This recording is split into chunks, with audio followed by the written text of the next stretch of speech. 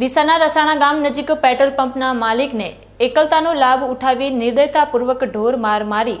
તેમના ગળામાંથી લાખો રૂપિયાની સોનાની ચેઇન લૂંટ ચલાવી નાસી છૂટેલા 4 રીઢા શખ્સોને ડીસા રૂરલ પોલીસ અને બનાસકાંઠા એલસીબીની ટીમે સંયુક્ત ઓપરેશન હાથ ધરીને ગણતરીના કલાકોમાં આખોલ ચોકડી પરથી મુદ્દામાલ સાથે ઝડપી પાડ્યા છે।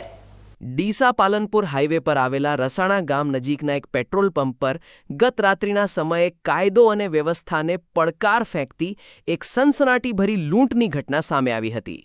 જેમાં ગ્રાહકના સ્વાંગમાં આવેલા 4 અજાણ્યા બદમાશોએ પેટ્રોલ પંપના માલિક એકલા હોવાનો લાભ ઉઠાવ્યો હતો અને પંપ માલિક પર તૂટી પડીને તેમને ઢોર માર માર્યો હતો અને ત્યારબાદ તેમના ગળામાં પહેરેલી રૂપિયા 1,60,000ની કિંમતની સોનાની ચેઇનની ચીલઝડપ કરીને અંધારામાં બાઇક પર ફરાર થઈ ગયા હતા।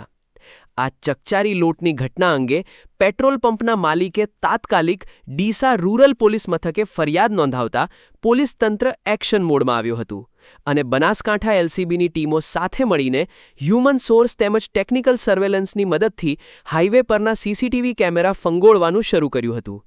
જેમાં પોલીસની સઘન નાકાબંધી અને તપાસ દરમિયાન આ 4 લૂંટારુઓ લૂંટ કરેલી ચેઇન સાથે ડીસાની આખોલ ચોકડી નજીક શંકાસ્પદ હાલતમાં ફરતા હોવાની પાક્કી બાતમી મળી હતી,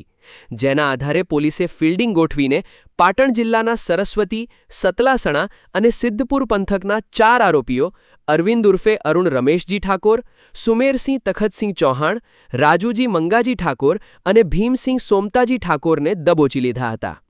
પોલીસે પકડાયેલા આ લૂંટારુઓની તલાશી લેતા તેમની પાસેથી લૂંટાયેલી સોનાની ચેઇન, ગુનામાં વપરાયેલા 2 મોટરસાઇકલ અને 2 મોબાઈલ ફોન સહિત કુલ રૂપિયા 3,14,000નો મુદ્દામાલ કબજે કરીને જેલના સળિયા પાછળ ધકેલી દીધા છે।